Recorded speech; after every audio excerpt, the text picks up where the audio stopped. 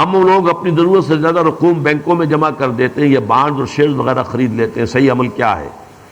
دیکھیے جو بھی ضرورت سے زیادہ رقوم ہے اس کے ضمن میں اوپر سے نیچے کئی جو ہیں آلٹرنیٹیوز ہیں آپ کے پاس.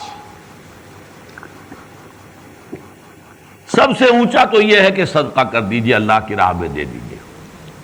یسألونک ماذا ينفقون قل العفو. اس سے کمتر یہ ہے کہ کسی کو قرض حسنہ دے دیجئے، وہ رقم آپ کی واپس آ جائے، کسی کی ضرورت پوری ہو جائے.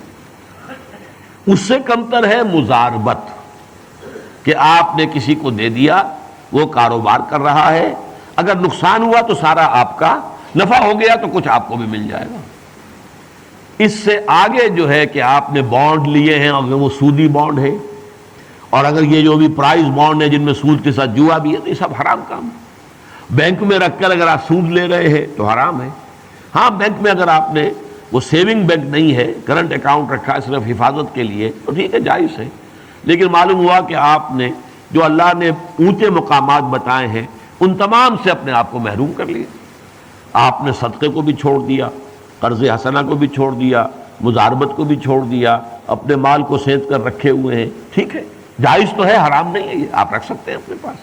لیکن اگر اس میں آپ نے کوئی سود لیا، آپ نے اس طرح کے بانڈز کے اندر انویسٹ کیا، تو وہ حرام ہے. وہ تو پھر آپ بہت غلط کام کر رہے ہیں. اس سے زیادہ حرام کام کوئی ہے ہی نہیں.